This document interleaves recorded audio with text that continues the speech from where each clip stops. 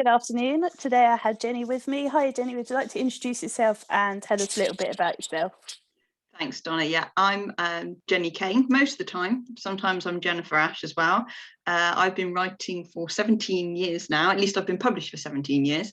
Today is publication day for my latest novel, Winterfires at Mill Grange, and I'm really excited to be here. Thank you very much. You're welcome. Did you always know that you wanted to write? No, absolutely not. This was a complete surprise to me. I had no plans. I was always going to be an archaeologist.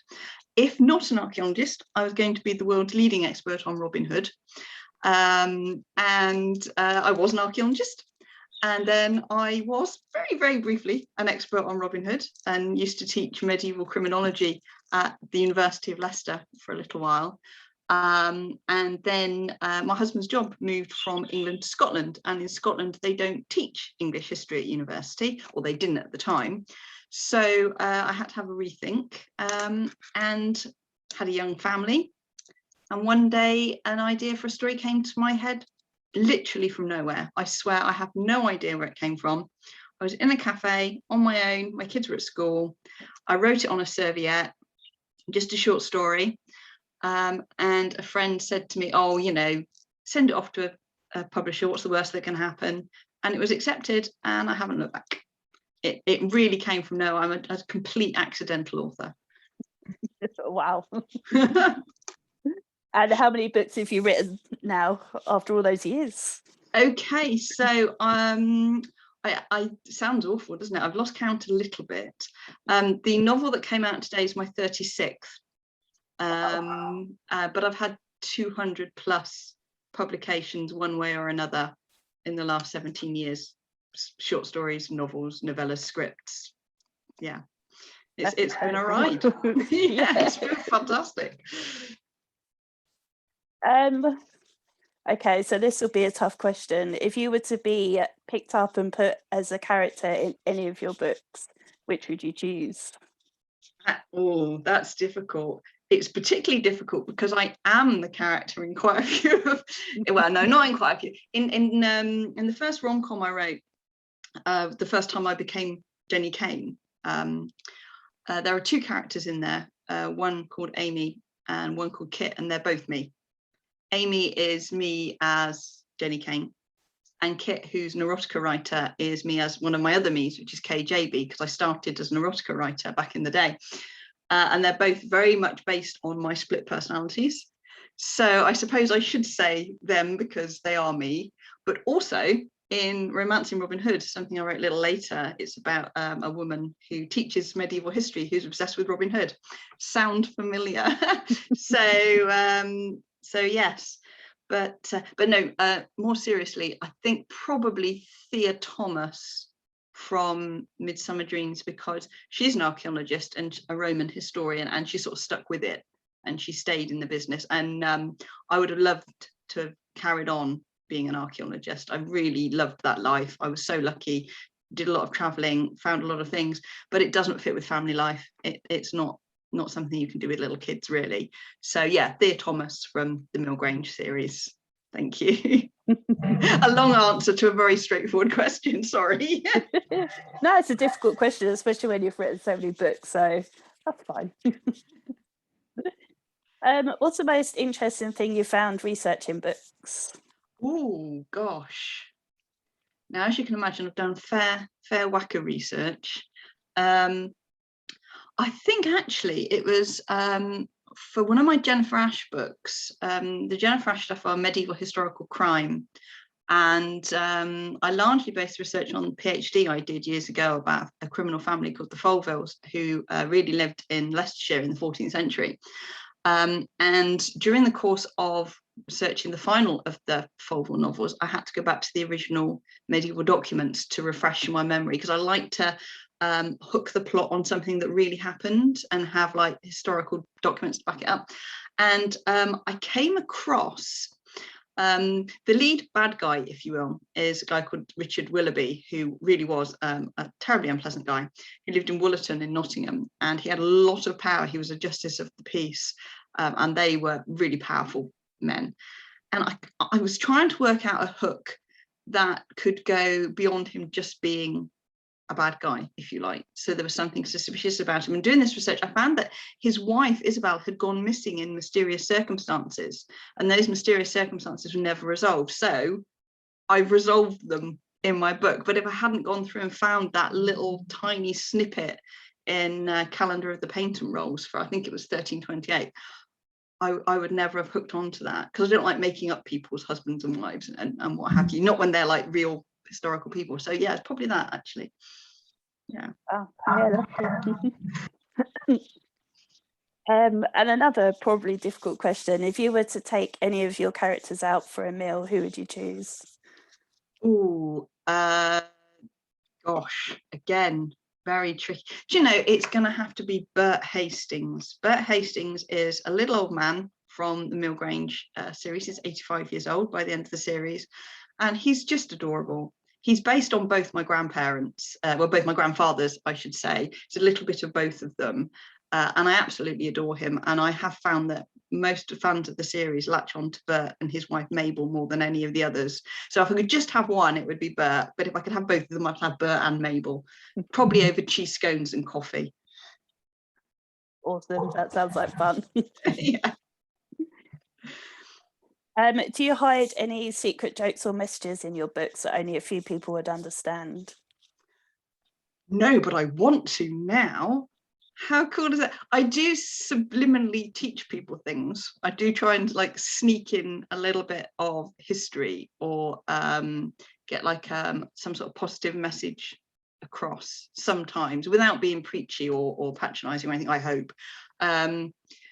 But yeah, I can't remember which of the Mill Grange books it was in. I think it was the second one, Autumn Leaves, and one of the characters was feeling like a failure because they were 40 and they weren't married, and one of the others was feeling like a failure because they hadn't had kids and all this. And it's that normal sort of stuff that not all women, but a lot of women sort of beat themselves up about, which is ridiculous, of course. So there's this whole section on what's failure and success anyway. And you know, those sorts of things, I think they're quite important just to sort of think about, without, like I say, without being preachy. And I have had a lot of good feedback from people saying, you know, actually that's what I'm like. Why are we beating ourselves up? Blah blah blah. You know, because you know, one person's success is another person's failure anyway, and vice versa. So yeah, but jokes, no, and I need to do that. I shall make a note. Yeah, I love when like some people sneak song lyrics in or links to certain musical artists and stuff like that, and I love that. I think that's awesome. Music lyrics I have done, in fact, the entire of Another Cup of Coffee is based on a musical mixtape from the 1990s, a real mixtape actually that my brother gave to me as I left university, but I sort of changed it around a bit, so somebody else did the giving. Yeah, all through the book there are musical references to people's lives, and one of the characters has the habit of quoting music lyrics rather than saying what he feels. So good fun. Yeah. Out of all the books you've written, what's been the most fun scene that you've written, and what's been the most difficult? Oh, heck. The most fun. That is very, very difficult. I think possibly we would have to go to A Cornish Escape, which used to be called Abby's House. And then the publisher changed. It went from Accent Press, when it was Abby's House, to Headline Books and became A Cornish Escape. And there is a scene there based on the coast at Sennin Cove, just a picnic scene, quite ordinary, but it just made me feel quite joyous and quite happy when I was writing it, because it sort of resonated with many of the seaside trips of my youth. It's set around Sennin Cove, Penzance, which is where my father's from, so I spent a lot of time down there when I was a kid. And yeah, it just made me really happy. The tricky ones, the difficult ones, are the ones where I'm trying to move people but without being sickly or twee, because I have a real of twee. I don't like twee books at all, and I don't want to feel like I'm being drowned in sugar. But at the same time, you want to get feelings of emotion over. And the last scene in the last Mill Grange book, Winter Fires, I wanted it to leave people moved, and it was actually quite difficult because I didn't want to overplay it. So that, yeah, it would have to be that one, I think. What was your favourite first as an author? Oh, it's got to be holding the first paperback for the first time. Opening, I bet everybody says that, don't they? Opening your first box of books. And it was, in my case, a book called The Collector, which was written under the name KJB. It's a solo anthology that I did. It's like a menu of erotic fiction, so it's something for everyone. Yeah, and opening that box of books, that hit with that new book smell for the very first time, and knowing that they were my word, yeah, that I mean, the sensation of that opening the box never goes away. It's still amazing, but that first time, yes, that's quite something. Have you made lots of author friends since you started writing? I have, and do you know, that's one of the best things, actually. Being an author is quite a lonely business, and even if you're lucky enough to sit and write with other authors, as I am sometimes, it's still a solo occupation. No one else can do it because it has to be just you. But yeah, thanks to various publishers, thanks to Facebook and Twitter, you build up a connection, and on the whole, it's a really supportive network. And I would say that, you know, some of my best friends are definitely authors, and it's great. It's really great. And I say KD Grace would be, she's like best author friend, PJ Reed, Morwenna Blackwood, they're all really supportive. And I like to think, you know, we look after each other. It's all good. Yeah, it's an amazing community. It is, yeah. And it's, like I say, it's 99% positive. Yeah. And do you get much feedback from your readers? I do. It's a funny thing, and you know, it's so precious. Well, you know, unless it's not very nice feedback, which I must admit, touch wood, doesn't happen very often, and it's usually people that, you know, don't have much else to do with their lives, bless them. But yes, I do. I've had some beautiful feedback today with the launch of Winter Fires. In fact, one of the reviews I had today made me well up, which isn't actually that easy to do, so I was quite impressed. But yeah, I've had all sorts of feedback, whether it's privately or publicly. When I used to write for Kay, I had people email me and say, you know, reading your book saved my marriage, which was really sweet. I've had people say, you know, I always wanted to be an archaeologist. I'm really enjoying reading the archaeological stuff in the Mill Grange books. Yeah, in fact, I think probably the most commented on book would be Romancing Robin Hood. And that's largely because the Robin Hood community, particularly the Robin of Sherwood community, fans of the series, which you are far too young to remember from the 1980s, is still going strong. And bless them, the people that love that are very kind about that book. I mean, I know of it. Yeah. Probably not as young as you think I am either. Well, then that's good, isn't it? I was born in the 80s. Ah, right. Okay. Well, you just missed it by a gnat's whisker then. Yeah. And well, I was early 80s actually, so. Yeah, well, you're too young to remember. Yeah. I know stuff about the 80s through my mum. Good for mum. Yeah. And when you're editing your books, what's your most overused word or phrase? Oh goodness, how long have you got? There are many. I think slightly is my biggest guilty word, which is ironic because I'm always telling my students not to use adverbs unless they really need them. But I am prone to over slightlying. If I don't over slightly, then I'm definitely over justing, bothing. And I'm a bit of a bugger for still. So in fact, I have a list that I keep, and I go through the list, and it will take me a week to go through this list to do it properly once I've got a complete. So my books are about 120,000 words when they're finished in the first draft, so it'll take me a week to go through the words that I know I'm guilty of overusing, and honing it down, and I'll lose about 10,000 words doing that. Just chopping out words, improving words, rephrasing words, reordering the sentences, just by sort of like thinking, have I overstilled type thing. It's good to know your weaknesses. I love it, because every author knows straight away. They know their words or a few words. Yeah, there's no hesitation. They're like, yep, it's that one. Yeah, but the thing is, you have to sort of do it. You can't, when you're drafting, you can't let your think, oh, I mustn't do that, because it completely ruins the flow. You have to allow yourself to do these errors, and then worry about it later. If you're able to spend a day with any author, dead or alive, who would you like to spend a day with? I would have loved to have spent the day with Colin Dexter, who wrote the Inspector Morse novels. It's a great sadness to me that I never got to meet him. I was going to, and then he passed away before that could happen. He was at like a Waterstones type thing. Incredible man, brilliant writer. I mean, the Morse series is good, the books are even better. And I have been known to tell my students, if they're stuck with punctuation, to pick up a Morse book, because if anyone punctuates properly, it's Colin Dexter. I would have loved to have met him. Followed closely by Sir Terry Pratchett. I would like to have met him too.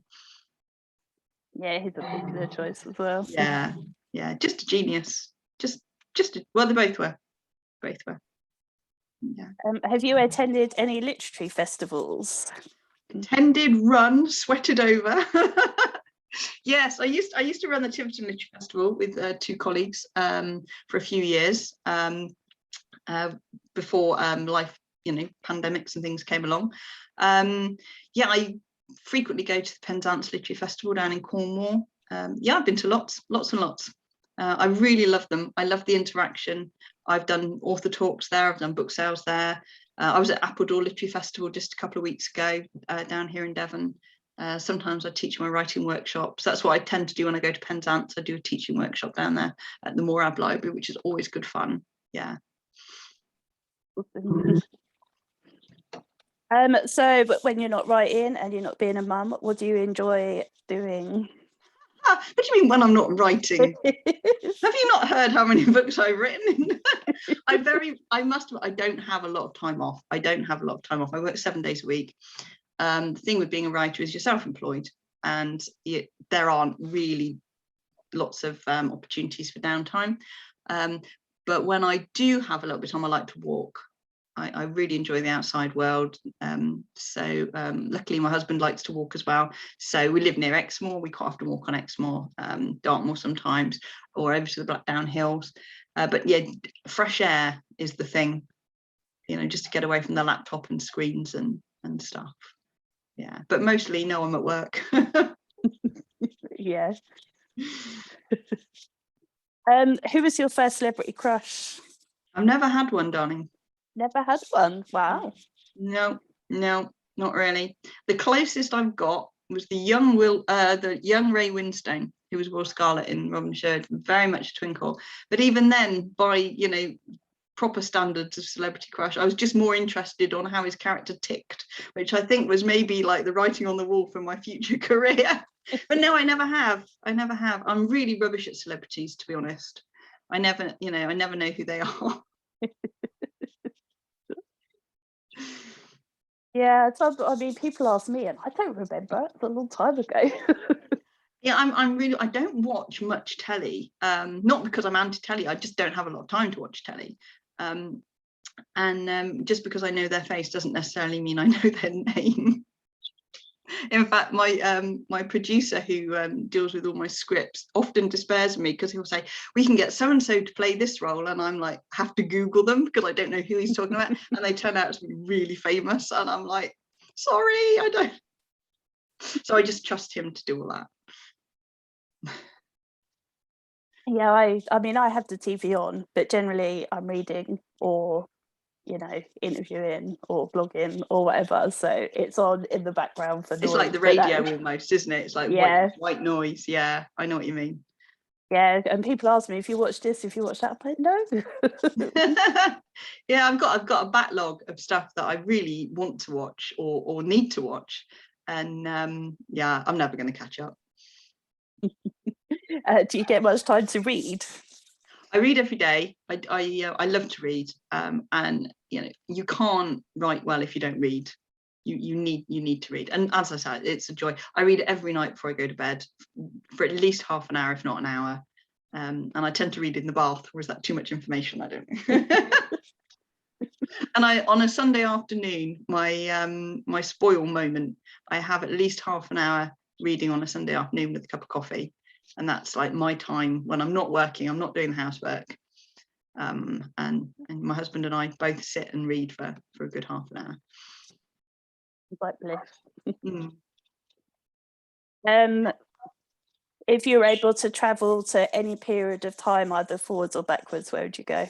Oh, I'd pop down to the 14th century and see if I got it right. Although I'd go very, very carefully because it was really dodgy and very dangerous. But yes, I would love to go back to 1320s Leicestershire for preference, just to see if the Folvilles were anything like I have created them. They weren't nice people, so like I say, I would keep a very discreet distance. Perhaps I could go back as a fly on the wall or something. But yeah, definitely. I'd take a peg for my nose though. I'm sure the smell was appalling. Yeah, see, this is why I wouldn't want to go back. Not really, unless you were rich as well. You'd have to be rich, wouldn't you? I think, because if you're poor and going back, then it's just not good. Yeah, and to be honest, even if you were rich, that's going to be niffy and cold. And lots of fleas in the clothes. You see, I'm not selling it really, am I? But I would just go as a sort of like purely observational capacity for half an hour and then pop back, if that's okay. Yeah, that's fine. I mean, you know, it's your trip. You do what you like. And you said you travelled loads. Is there anywhere that you haven't been that you'd love to go? Oh, loads of places. I've travelled lots when I was an archaeologist, but I haven't been to any of the what you call normal places. I've never been to Paris or Rome or Prague or Amsterdam or loads of places. I'd like to go everywhere. Particularly, I'd like to go to Peru and see the Inca Aztec pyramids over there. That's a bit of a dream trip, which hopefully will happen when the world reawakens. But no, I just love to explore places, and there are lots of places in this country. I mean, we live in a beautiful place, and I have an ambition to visit every county. I've done most of them, but not all, and I'm hoping to put that right as soon as possible. Yeah, I just love to explore. Yeah, I mean, I've only been to Scotland for the first time this year, which, you know, which I'm glad that I've done now. But yeah. I know I've never seen Stonehenge, and you know that's shameful. But do you know what? I used to live I'm from Wiltshire originally, so obviously I've been and being slightly archaeological, I've been to Stonehenge quite a few times. But what's more impressive is Avebury, which is near Devizes, which is a stone circle there. So if you get the choice of seeing one stone circle, then go to Avebury and not Stonehenge, because you will be more impressed. Okay. It's much bigger. Awesome. And you get to touch the stones. Even better. Yeah, that's cool. Yeah. Yeah, because you can only see Stonehenge from a distance now, can't you? They've shut it all off. And yeah, it's actually a better view just from the car driving by, to be honest now. Yeah, I mean, I must have been past there, but I don't remember. I used to go away with my nan in a caravan, and I've probably been all over the country and had no idea because I was too young to remember. Too young, yeah. So are you working on anything at the moment, and do you know what you're going to do next? Probably a silly question. Well, no, it's a fair question. Right, so I have literally yesterday, day before, I forget, finished the first novel of the next series, because Mill Grange is now finished. I'm afraid I can't tell you anything about it because I'm sworn to secrecy, but I have just finished the plan for book 2. So, but book 1 of this unforeseen romantic comedy will come out this time next year, closely followed by book 2, which will be in the March thereafter. I'm also working on some scripts at the moment, which again, I can't tell you about. And I'm considering, even though I said the series was over, writing a 5th medieval crime book in the Folville Chronicles, because people have asked me, which is very nice. And I really enjoy writing the characters, especially Matilda, who's like, she's 19 when the series starts, and she's 22 now, and there's an awful lot of mileage in her detective skills yet. And I think I might like to give her another whirl. But yeah, I tend to write one novel in the morning and a script in the afternoon, or one novel in the morning and one novel in the afternoon, depending on what I'm doing. It'd just be different people, morning and afternoon, you know. And are you going to do anything to celebrate your publication day? Well, I bought myself a bar of chocolate. That's gone down. I'm doing this, so that counts. No, I haven't celebrated a publication day yet. I really ought to sort that out. But it's usually just me and some chocolate and a cup of coffee. No. I'd like to, but you know, it's finding the time, and it's just such a personal thing, and it's quite a solo thing as well.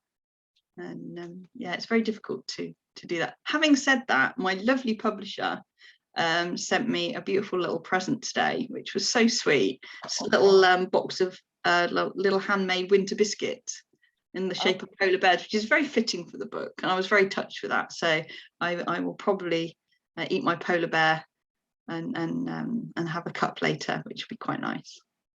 Yeah. Well, I don't think I have any more questions for you, unless you think there's anything I haven't asked you that you want to tell us. No, that's been lovely. Thank you very much. You're very kind. I suppose I should say, if you want to check out the books, check out the website, jennykane.co.uk. They are all there. Well, apart from the K ones, which are hiding on her own website, but we'll leave that there. And apart from the website, is there anywhere else that people can get hold of you if they'd like to? Well, yeah, I'm all over Facebook, and if you want to find me on Twitter, I'm there as well as Jenny Kane author, and yeah, just Amazon, Waterstones, all good book providers, independent bookshops, etc., etc. Yeah. Fabulous. Thank you very much. No, thank you. It's been a pleasure.